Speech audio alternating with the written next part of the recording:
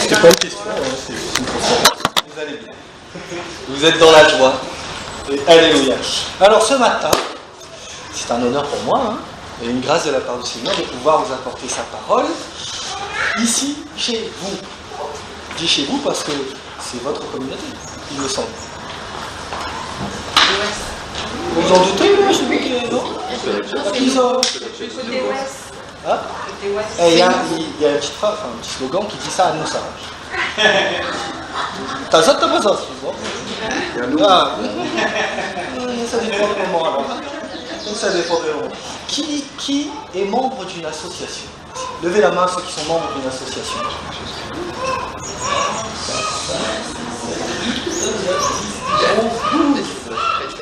12. C'est très bien.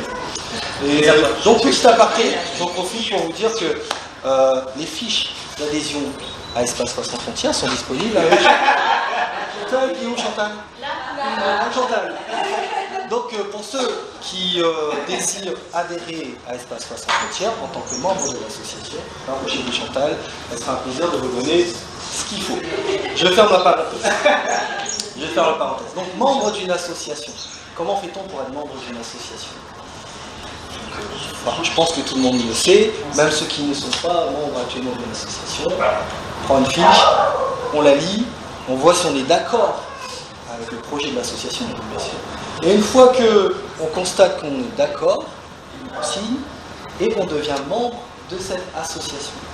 On fait partie de cette association. Pourquoi je vous parle d'association ce matin et de membres? Parce que l'apôtre Paul, à l'époque déjà, pourtant l'association, c'est récent, c'est de notre ère en fait, loi 1901, 1905, des trucs comme ça, mais déjà, avant 2000 ans, ça existait. Ça existait. Et l'apôtre Paul en parle à travers son épître aux Romains, au chapitre 12, et au verset 3, 4, 5, que Jimmy va nous projeter. Merci Jimmy. Et je vais demander à Yannick, s'il te plaît Yannick, si tu veux bien lire. Oh. Par la grâce qui m'a été donnée, je dis à chacun de vous de ne pas avoir une propre opinion de lui-même et de garder les sentiments modestes, chacun selon la mesure de foi que Dieu lui a donnée. Voilà. En effet, de même que nous avons plusieurs membres dans un seul corps et que tous les membres n'ont pas la même fonction, de même, nous qui sommes plusieurs, nous formons un seul corps en Christ et nous sommes tous membres les uns des autres, chacun pour sa part. Amen. Merci Yannick. Membres les uns des autres. Donc ce matin, il est question de membres, plus que d'association, de membres. Nous sommes les membres du corps de Christ, n'est-ce pas? Donc j'ai été chercher un peu c'est quoi cette histoire de membres. On parle de membres. Et comme toute personne qui sait lire, on va dire, parce que sinon c'est un problème, j'ai été chercher dans le dictionnaire. Excusez-moi les Wikipédiens, moi je suis Larousse. Chacun son truc. Ma femme est Robert. Robert. Et dans le Larousse, un membre, c'est un appendice du tronc de l'homme ou de l'animal, qui sert à avancer, de locomotion, ou qui sert de préhension. Aussi la définition, un membre, c'est une personne qui fait partie d'un corps, d'une communauté, d'une famille, d'une église, d'une assemblée. Il y a les membres du Conseil constitutionnel, les membres du Parlement, les membres d'Espace Sans Frontières que vous êtes, en architecture également. Membre, c'est une partie constituante du bâtiment. Les colonnes sont des membres. Les linteaux sont des membres. Les membres font partie intégrante de la structure. Membre égale partie. Partie égale morceau. Un poulet grillé, par exemple. Si je prends un morceau du poulet, je dis ça comme exemple, c'est pas grave, hein. C'est pas le poulet quoi. Si j'enlève une cuisse, il ne reste plus un poulet entier. On est d'accord? On est d'accord. Donc un morceau n'est pas l'unité en lui-même. Un morceau n'est qu'une partie. Chacun d'entre nous est un petit bout. Chacun d'entre nous est un petit bout du corps de Christ. Petit. Et on retrouve à travers ces différentes propositions, ces différentes définitions même, l'idée que on est un morceau du corps de Christ. On est un membre, on est une partie. Si je retire cette partie, le corps n'est plus un. Nous faisons partie de l'Église de Christ et Jésus en est la tête. Donc nous sommes membres de son corps. Ça, vous le savez déjà. Un membre seul n'est pas une unité. Vous le savez. Imaginez, on va extrapoler, on va aller un petit peu loin, excusez-moi, dans l'extrapolation. Imaginez, après le culte, on va sur la plage. Il fait chaud, on va aller dans l'eau et tout. On marche, on traverse la plage, et qui vois-je sur la plage allongé sur sa serviette, lunettes de soleil, monsieur la main. Une main. Une main, tout seul. Et la main, comment il est? On fait un peu, enfin voilà quoi. L'échange traditionnel qu'on fait entre tous, et la main dit ok, bonne journée. C'est fou, hein? C'est fou. Le pied. Imaginons toujours avec le poulet, au point là-bas, on va chercher son poulet avant d'aller partager la gare. Et bien le pied il est juste devant moi, donc en attendant mon tour, on tape la discute. Bonjour monsieur le pied, comment il est? Toi aussi ou là? Là, poulet, il est bon, hein, mais. Enfin bref, ainsi de suite. Et une dernière, prenons la tête. Là on est au cormorant, on voyage un peu. On passe un cormorant là-haut, on va plonger. Et juste devant moi, il y a monsieur la tête sur le rocher et tout qui attend son tour. Et comment est le rocher? On fait un peu quoi pour la tête? Ça pique la tête. Oui,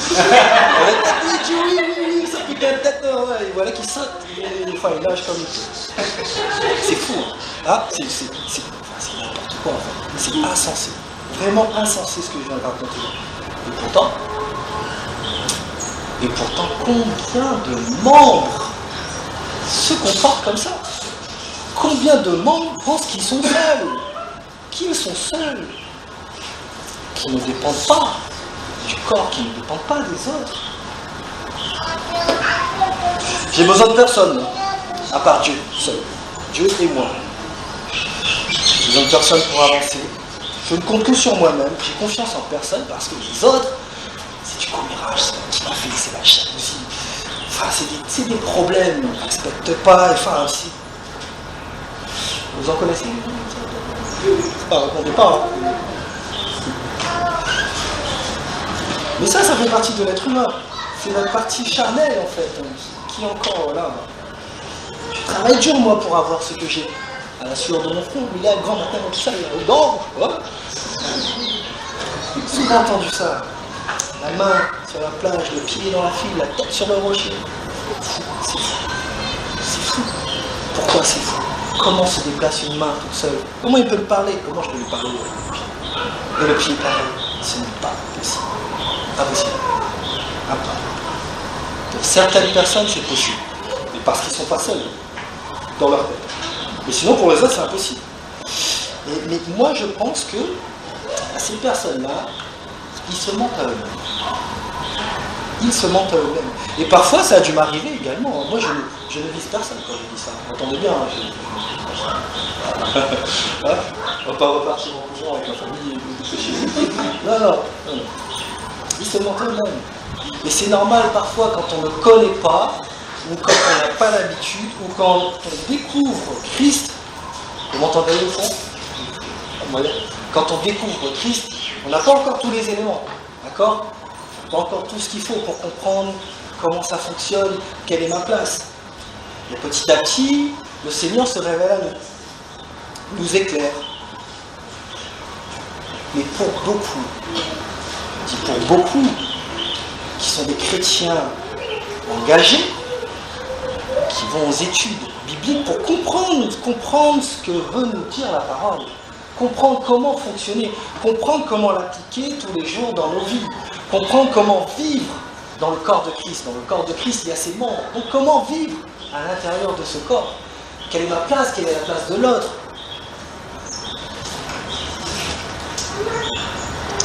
Et bien pour cela, comme pour ceux qui ne connaissent pas Christ, bien souvent c'est toujours le cas. Ils sont des membres isolés. Isolés. Pourtant disciples de Christ, fidèles de Christ, isolés. Témoins de l'amour de Christ, mais isolés.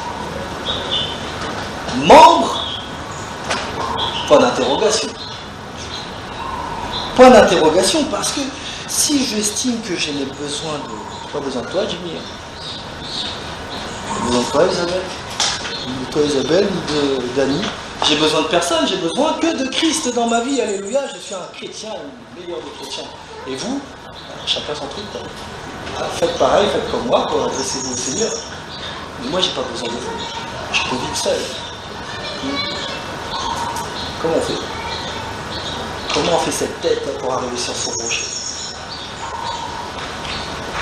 Comment on fait ce pied tout seul? C'est aussi ridicule que ça. C'est aussi ridicule que ça. On ne peut pas.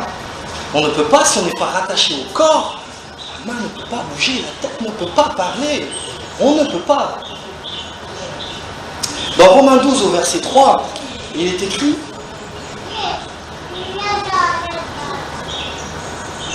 par la grâce qui m'a été donnée, je dis à chacun de vous de ne pas avoir une trop haute opinion de lui-même, mais de garder des sentiments modestes, chacun selon la mesure de foi que Dieu lui a accordée. Trop haute opinion. Dans les premiers versets du chapitre 12 de Romains, enfin même avant du chapitre 11, l'apôtre Paul demandait à l'Église de se laisser renouveler. Parce qu'il y avait cette histoire-là, en fait, la chair était présente. Bien qu'ils ont donné leur vie à Christ, il y avait cette histoire de chair. Cette histoire qu'ils fonctionnaient encore comme le monde. C'est là que Paul leur disait de se laisser renouveler leur intelligence, de ne pas se conformer au siècle présent, de se laisser transformer, de ne plus fonctionner comme le monde. Penser que l'autre n'est pas important, que l'autre n'est pas indispensable, que l'autre ne sert à rien, surtout que je n'ai besoin que de moi-même, est égal à je peux tout par moi-même. Ah bon, je peux tout par moi-même. Dieu s'est fait homme de chair afin de nous montrer le chemin, la vérité de la vie en lui-même. Il a dit que son Église sera bâtie sur lui. Si nous vivons maintenant, c'est en lui. Si nous avons cet amour, c'est en lui. Si nous avons cette paix, c'est en lui. Si nous avons cette joie, c'est en lui. Si nous avons cette communion, c'est en lui. Amen. Donc, comment vivre en tant que membre si on n'est pas attaché à son corps? Le Christ n'a pas un corps juste avec un seul bras. Ou sans bras, sans pied, comme Nick. Même, hein. Vous avez compris. Non, il a un corps parfait avec tous ses membres, sa tête, ses oreilles, tous ses organes. C'est en lui que nous avons la nouvelle naissance. C'est lui qui nous a libérés de ce monde. Il a brisé nos chaînes de pensée, nos habitudes, qui nous emmenaient vers des sentiers pas très galisés, comme dit Paul. Il y a des médecins dans la salle ce matin. Médecin fatigué. Mais le médecin fatigué. Bon, question pour toi, Béatrice. Est-ce qu'un bras, ou mon bras, peut vivre sans le corps? Est-ce que c'est possible de... Non, pas possible. C'est pas possible. En effet, c'est pas possible. Imaginons, essayez d'imaginer. Je vous invite à venir avec moi en 2009. En 2009, c'est la naissance de Lisa. Donc, le jour de la naissance de Lisa. Le 10 mars. Le 10 mars. Donc, on est dans la salle d'accouchement.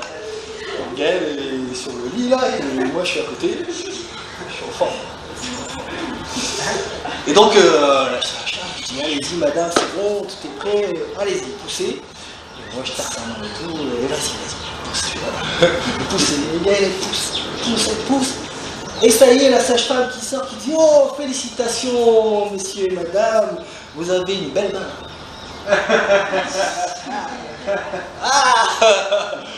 Non, vous avez une belle main. Non, on a un beau bébé, c'est l'histoire. On a un corps entier. Ça n'existe pas un membre tout seul. Ça ne vit pas un membre tout seul. Pas rattaché au corps, pas la vie. Pas la vie. On a besoin de tous ces membres en bon état. Vraiment en bon état. Mon voisin Jean-Pierre, il est un peu âgé, il a un gros problème de dos. Et quand il marche, souvent quand je le vois partir, je fais comme ça en fait. Parce que j'ai l'impression qu'il va tomber à tout moment. Mais il ne tombe pas. Je le remercie. Parce qu'il a encore des bonnes jambes. Et il a encore des bons bras pour se rattraper. Il a encore une bouche qui fonctionne et sa voix. Quand il est coincé, il appelle sa femme. Un corps entier. Un corps a besoin de ses différents membres. Que vous êtes là, vous assis ici ce matin, vous êtes ces différents membres. Chacun, selon la mesure de foi que Dieu lui a donnée. Chacun d'entre nous, je fais partie. Ne nous privons pas du corps du Seigneur, parce qu'il nous l'offre. Il fait de nous un membre.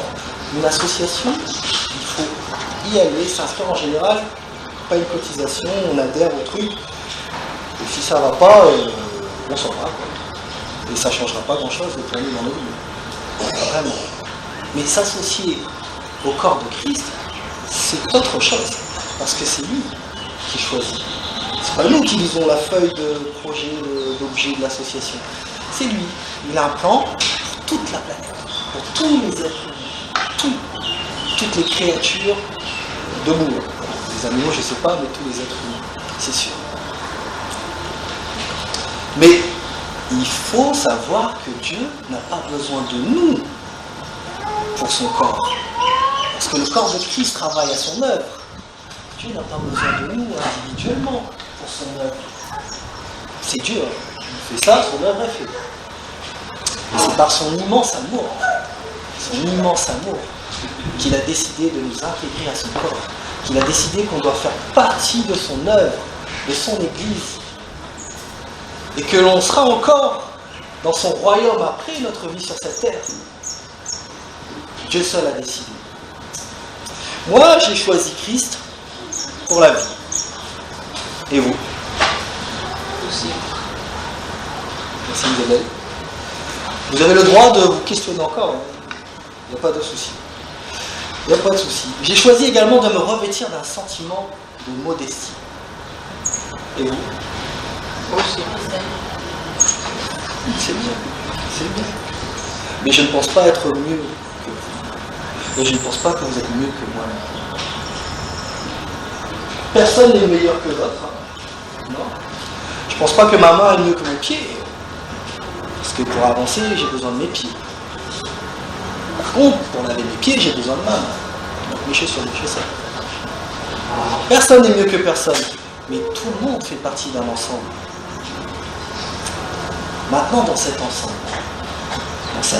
dans ce corps, dans cette communauté, dans le corps de Christ, qui nous place? Est-ce qu'il y a, je ne sais pas, est-ce que Chantal a une liste, quand on arrive, et ben on dit, écoute, moi je vais faire ça, là, ici, là, et moi je vais faire ça, et moi, est-ce que ça fonctionne comme ça? Est-ce que je dis, je veux faire ceci dans le corps de Christ? Et bien laissez-moi vous dire que non. Je pensais avant je pensais que, moi je vais faire ça, je vais donner un coup de main là-dessus, et je veux faire ça, et après je vais faire autre chose, et au final je veux tout faire. Et le Seigneur me dit non. Ta place,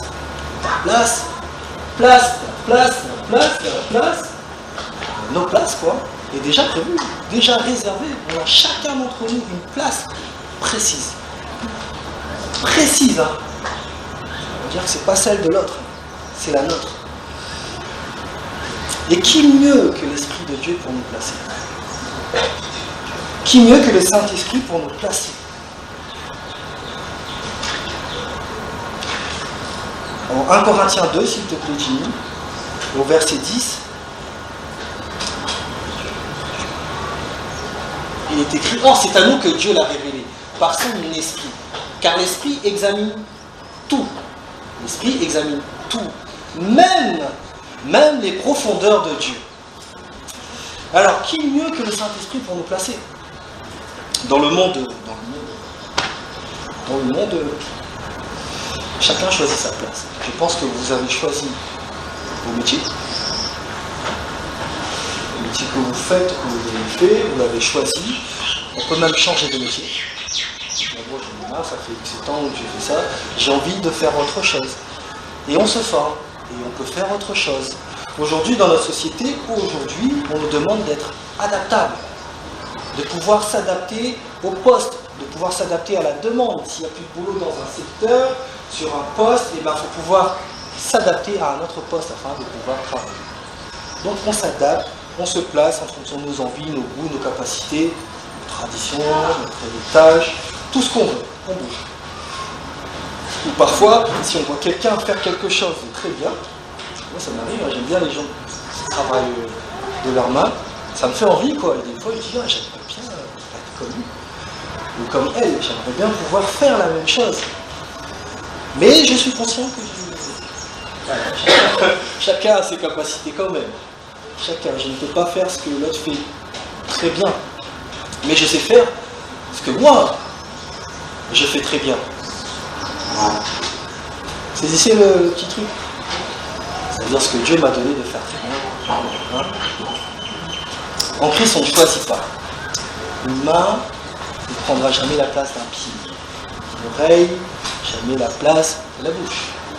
Et ainsi de suite. Vous pouvez faire la combinaison que vous voulez, ça sera impossible. Impossible en Christ parce qu'il place. Le Saint-Esprit place. Le Saint-Esprit connaît les pensées de Dieu, les profondeurs de son cœur. Donc il sait ce que Dieu a prévu pour chacun d'entre vous. Et chacun d'entre vous, chacune d'entre vous a une place précise. Je l'ai dit, une place précise, qui n'est pas la place de son voisin ou de sa voisine. C'est la sienne. Importante sa place. Si le Seigneur a fait cette œuvre sur la croix, si le Christ est mort pour nous, c'est pour nous permettre d'avoir la vie en lui et qu'il est ressuscité. Comme tu l'as dit tout à l'heure. C'est pour qu'on ait la vie en lui. La vie en lui. Il ne nous donne pas la vie comme ça, tiens, voilà la vie, fais ton truc. On a la vie en lui. On est vivant tant qu'on reste attaché à son corps. Ah ben Christ, nos membres bougent tant que c'est collé au corps. Si on arrache, je ne sais pas. Faites l'expérience et vous direz. Vous avez compris qu'un disciple, qu'être disciple de Christ, c'est faire un seul. Faire un seul avec Christ. Être un membre vivant de son corps. Un membre vivant. Vivant, attaché. Détaché, mort. Mort. Au verset 5, s'il te plaît, Jimmy, toujours du chapitre 12 de Romains. Or, c'est à nous que Dieu l'a révélé. De même, nous qui sommes plusieurs, ici, ce matin, chacun a une chaise, on est vraiment plusieurs. Or, nous, de même, nous qui sommes plusieurs, nous formons un seul corps en Christ. Et nous sommes tous membres les uns des autres, chacun pour sa part. Laissez-moi vous montrer quelque chose. Parce qu'un seul en Christ fait partie du corps de Christ. Jésus-Christ en est la tête. Beaucoup d'entre vous connaissent ça. Ce que je viens de vous dire là, il y en a plein, beaucoup de chrétiens qui connaissent. Je pense que vous avez déjà entendu des prédications là-dessus également ou des études. Mais regardez bien la dernière phrase. De même, nous qui sommes plusieurs, nous formons un seul corps en Christ. Et, c'est ce qui nous intéresse ce matin, c'est ce et. Et nous sommes tous membres les uns des autres. Oh hein? Faire un en Christ, c'est bien, mais on peut se cacher. Hein. Je suis en Christ, moi. Je fais partie du corps de Christ. Mais Paul il nous dit, membres les uns des autres. Ça change tout. Ça change vraiment tout. Ça change notre regard, ça change notre cœur sur chaque membre du corps de Christ. Parce qu'il est mon membre. Je suis votre membre. Nous sommes nos membres. Nous sommes nos membres. Ça c'est puissant. très très fort. C'est très très fort pour nous qui sommes des disciples de Christ. De savoir que, bien sûr, nous aimons Jésus. Ah oui, bien sûr, nous aimons le Seigneur, nous aimons notre Dieu et la puissance du Saint-Esprit. Mais là, on est toujours comme ça. Ah, on l'aime, il nous aime, on l'aime, il nous aime. Mais on vit ensemble. On vit ensemble, on vit dans une communauté. On ça comme ça. On vit dans une assemblée, on vit dans un groupe de personnes constituées entre eux. Et nous sommes ses membres. On ne vit pas seul. Si on vivait comme ça, on se ferait mal, on se cognerait tout le temps. Non, on vit comme ça. Il y a une horizontalité également qui existe et qui est importante. Très importante. Le Seigneur, il agit à travers qui ? Quand je prie, quand je fais une prière pour un besoin personnel, le Seigneur va me répondre directement à moi tout seul. Si je suis malade, je vais lui demander, il va me guérir tout de suite à moi tout seul. Pour tel ou tel projet, je vais demander au Seigneur de m'orienter, il va me montrer le chemin à moi tout seul. Pourquoi a-t-il créé des millions d'êtres humains à ce moment-là? Si à moi tout seul, je peux lui faire. À quoi ça sert? On a besoin de l'autre membre. On a besoin de l'autre, parce que c'est à travers l'autre que le Seigneur va nous parler. C'est à travers l'attitude de l'autre que le Seigneur va nous travailler. C'est à travers le cœur de l'autre que le Seigneur va nous relever, nous réconforter, nous rebooster, nous encourager, nous montrer une direction. C'est à travers l'autre membre. Qui d'entre vous s'est déjà amputé une partie du corps? Parce que ça faisait mal. Ça faisait pas mal, mais j'ai eu. Pas si je me pète un ongle. Est-ce que je me coupe le doigt? Parce que c'est douloureux quand même. Moi je me souviens, quand j'étais petit, j'aimais bien bricoler. Mais à l'époque, c'était pas bricoler, c'était n'importe quoi. Mais c'était un début. Un jour j'ai voulu bricoler avec mon frère un truc, je sais pas. C'était un petit bout de fer qui était tordu, je voulais le redresser pour faire quelque chose. Donc avec un marteau. J'avais 6 ans quoi. J'ai pris le bout de fer comme ça, donc il était là, et je l'ai redressé. Et la cicatrice. Ça agite. Oh j'étais là. Je fais la sieste toute la journée. Moi je vois la fièvre, j'ai la fièvre et tout. Et comme aujourd'hui ça va mieux, mais à l'ancienne, avant, si t'arrive quelque chose, ne le dis pas, lâche-le quoi. Surtout des bêtises comme ça. Il s'est rien passé. Donc j'ai bandé le truc, j'ai fait la sieste, j'ai dormi. Pas me dire qu'est-ce qui se passe, je suis fatigué. Bon, on a vu après que je me suis éclaté. Mais je ne me suis pas amputé. Ni le doigt. Quand on a mal à un organe, on ne l'ampute pas, on ne le coupe pas, on ne l'oublie pas, surtout pas, parce qu'il est là, il nous rappelle qu'il est présent. On s'en occupe pour plus que le corps souffre. On s'en occupe.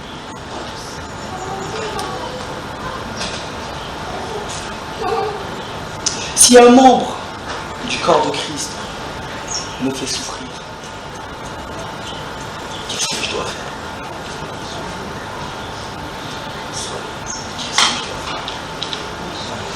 Je me souviens de mon premier pasteur, celui qui nous a amené à Christ en fait.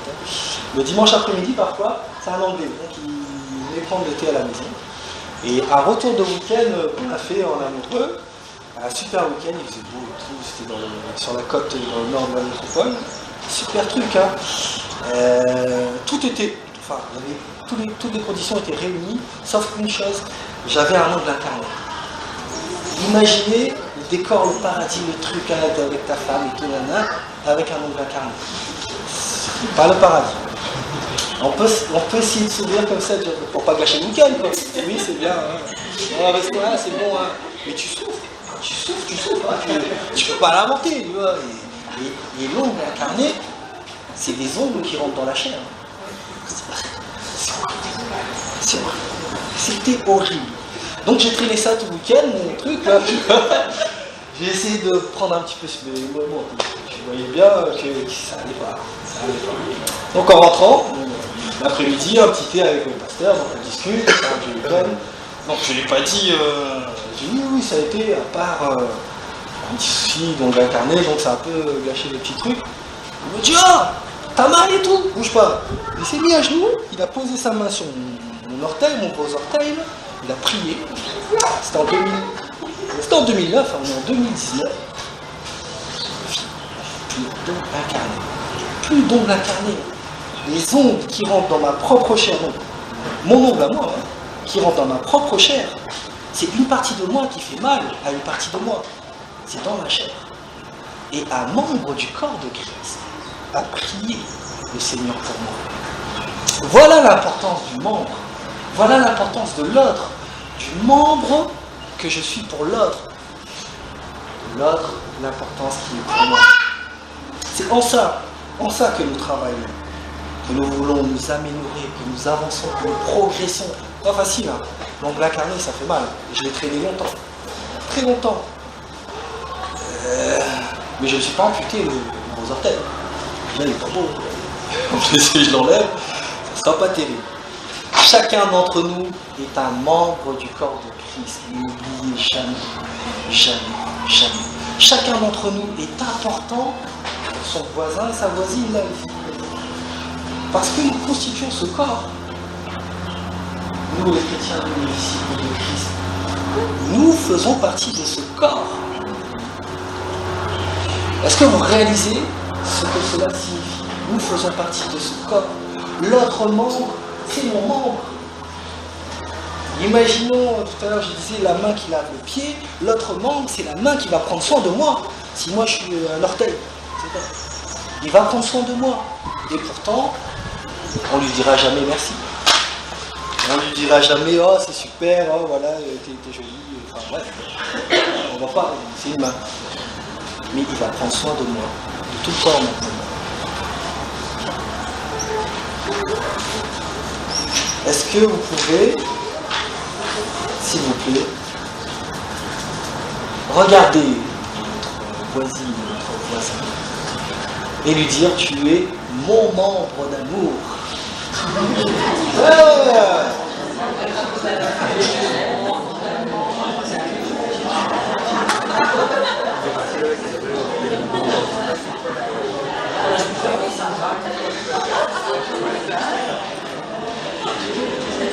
Regardez.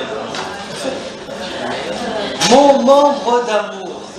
Quand on rajoute amour avec, il y a quelque chose qui se passe. Il y a vraiment quelque chose qui se passe. Parce que la personne qui est à côté de vous, peut-être que vous le croisez le dimanche, vous n'avez pas le temps de discuter, vous ne le connaissez pas. Vous n'avez pas eu le temps, eu l'occasion de vous poser ensemble, de discuter, d'échanger. Donc de lui dire tu es mon membre d'amour, c'est refléter l'amour que Christ a pour nous. Parce que l'autre, c'est Christ qui est en lui. Comme pour chacun d'entre nous. C'est Christ qui est en nous. Christ est en nous. Mon membre d'amour est égal à Jésus, je t'aime. Mais je t'aime, pas directement comme ça. Je t'aime à travers l'autre. À travers celui que je vois, celui que j'entends, celui avec qui je peux parler. Je peux discuter. Je peux échanger. C'est ça mon membre d'amour. Et voilà ce que nous devons être. Des membres d'amour. Les uns des autres. J'allais dire pour les autres, mais non. Les uns des autres. Comment aimer Dieu qu'on ne voit pas?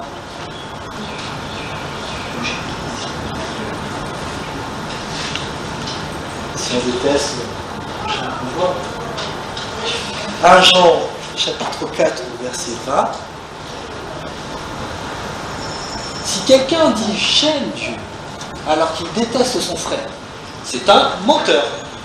En effet, si quelqu'un n'aime pas son frère qu'il voit, ou sa sœur, comment peut-il aimer Dieu qu'il ne voit pas? Je m'étais souvent posé cette question-là. Avant que je comprenne que, en effet, c'est évident, quoi. Mais j'ai mis du temps à comprendre que c'est évident. Je ne peux pas aimer quelqu'un que je ne vois pas. Et bon, celui qui est à côté de moi, c'est pas que je l'aime pas, mais bon, s'il n'était pas à côté de moi, c'était bien aussi, quoi. Être membres les uns des autres, c'est obéir au deuxième commandement.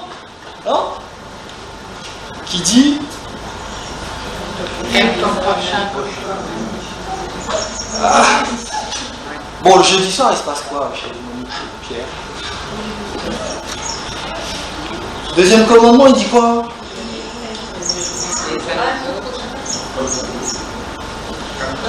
N'ayez pas peur, oui, mais c'est ça. Mais vous le savez, hein. Mais je vous fais peur. Non?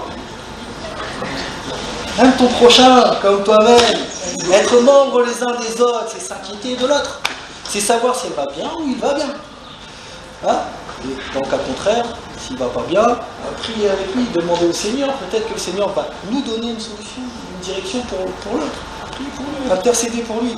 C'est être rempli de compassion, d'amour, de prendre le temps d'écouter l'autre. Même si c'est 2 minutes, de s'arrêter 2 minutes et d'écouter. Être membre les uns des autres signifie que je me place en dessous de l'autre. Ça, en dessous de l'autre. Chkolon. Hein? Chkolon, en dessous de l'autre, pour le servir. Comme l'a fait Jésus, hein, je vous rappelle quand même. C'est pas pour dire je suis le petit nanana. Non, Jésus était maître, Seigneur. Et il s'est mis en dessous de nous. Il s'est abaissé jusqu'à cette terre et s'est fait chair pour nous. Pour chacun d'entre nous ici présents. Pour nous. Être membre les uns des autres, c'est lui donner la meilleure place. Aux agapes, par exemple. On va à table et tout, j'ai faim, on va manger, il y a la bonne nourriture. On jette un petit coup d'œil quand même, autour de nous. Il y a un tel qui est prêt, il va se servir, laissons-le passer. Et les plus petits, les plus faibles, ceux qui ont du mal, laissons-leur la place. Et une fois qu'on s'est servi, on essaie d'attendre que tout le monde soit servi, si on a encore faim. C'est ça, être membre les uns des autres, c'est de penser à l'autre avant de penser à soi. Parce que si je fais comme ça, parce que je dois faire comme ça, l'autre aussi, il fait comme ça. Il va penser à moi avant de penser à lui. Et à ce moment-là, ça risque d'être bien. Je pense que ça risque d'être bien. Si on pense à l'autre avant, ça veut dire qu'on pense à moi. Une fois, je disais à quelqu'un qui me disait ouais, mais là-bas, c'est qui? Là-bas, là, c'est qui? Quoi? J'ai dit écoute, la Terre est ronde. La Terre est ronde. La Terre est ronde, le globe. La Terre est ronde. N'importe qui, à n'importe quel endroit sur cette planète, si vous dites là-bas, et on envoie un truc là-bas, ne vous inquiétez pas, à un moment, ça va vous toucher. Ça tourne et ça revient à soi. Ça revient à soi-même. Donc l'autre, c'est soi-même. L'autre membre, c'est nous-mêmes. Alors comment nous détester nous-mêmes? Jésus est mort pour nous. Comment on peut détester cette merveilleuse créature que Dieu chérit tant? Comment vous pouvez? La question est pour vous. Je ne pense pas que vous le détestez. Et j'espère pas non plus. C'est ça être membre les uns des autres. Notre vie membre, notre vie en communauté. On rit, on mange, on se détend, on loue, on prie, on va aux études, on donne des coups de main quand on arrive là le matin, on essaie de voir parce que la fine équipe qui arrive en premier, disons que je pense personnellement, il serait heureux s'il y avait des gentils âmes qui viennent et qui prennent leur corps en charge. C'est votre communauté, c'est votre assemblée ici. Ça vous appartient, c'est à vous. Donc quand on arrive le matin, on prépare tout pour accueillir. On est heureux, on est dans la joie, on va louer le Seigneur ensemble, donc tout va être prêt. Et on s'en inquiète, on ne se dit pas, si je ne fais pas, quelqu'un d'autre le fera. Non, je vais le faire. Tout le monde se dit, je vais le faire. Et le jour où il y en a un qui ne peut pas le faire, c'est pas grave parce que l'autre le fera. Parce que c'est ma communauté, parce que c'est mes frères et sœurs en Christ, et parce que c'est mon Dieu que je viens louer ce matin, je m'en intéresse. Je m'en intéresse. Je suis membre les uns des autres. Aujourd'hui, si nous vivons, si vous vivez, ce n'est plus nous qui vivons. Mais c'est Christ qui vit en nous. N'est-ce pas? C'est Christ qui vit. vit en nous.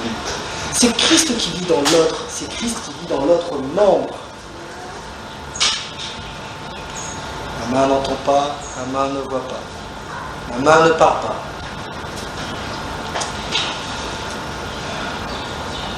Et la main met de la nourriture dans la bouche aussi.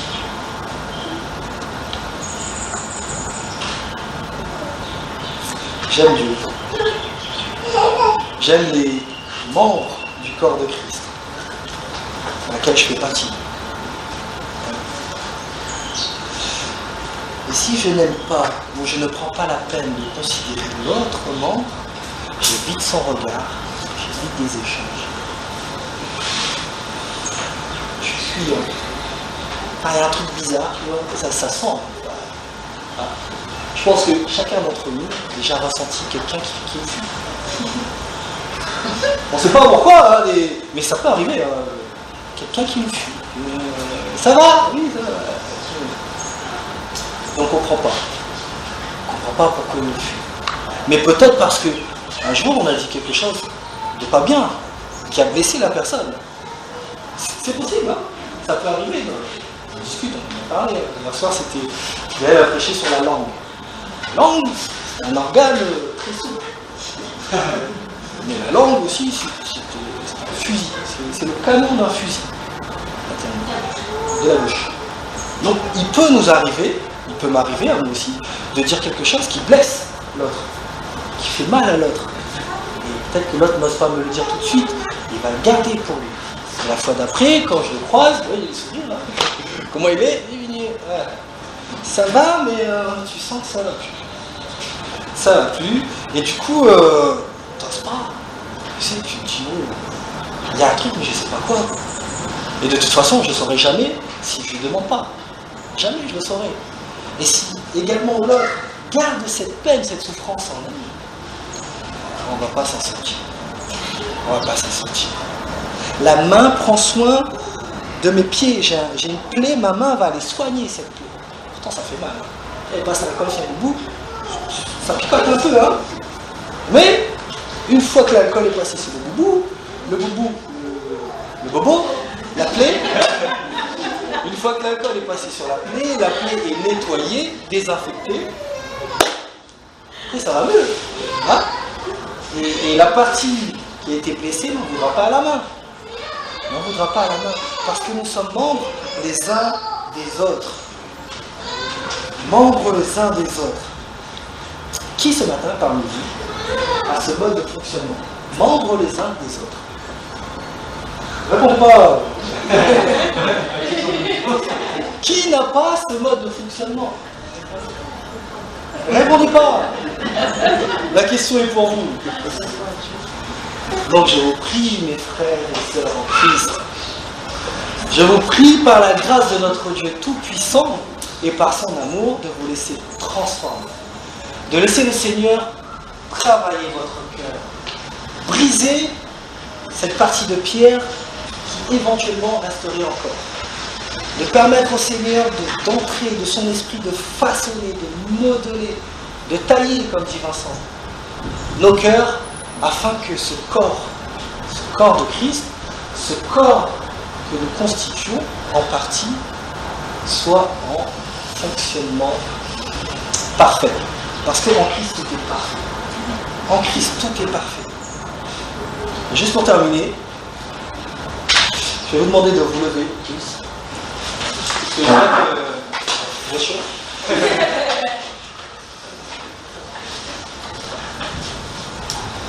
De vous tenir la main.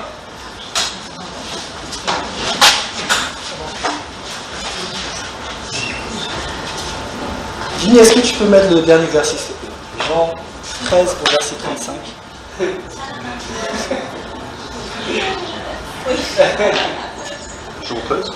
Jean 13, verset 35. 35. Tout le monde a les mains liées. Il y a une vraie chaîne où il y en a qui... Tout le monde. Nous sommes les membres les uns des autres. Pas à côté des autres, les uns des autres. Tout le monde? Tout le monde a les mains liées? Tout le monde? Ouais, au fond aussi? Ok, super. Et maintenant, est-ce que tout le monde peut lire ce verset? C'est à cela que tous reconnaîtront que vous êtes très visibles si vous avez de l'amour les uns pour les autres. Encore une fois. C'est à cela Que tous reconnaîtront que vous êtes invisibles si vous avez de l'amour les uns pour les autres. Amen. Et que Dieu vous bénisse.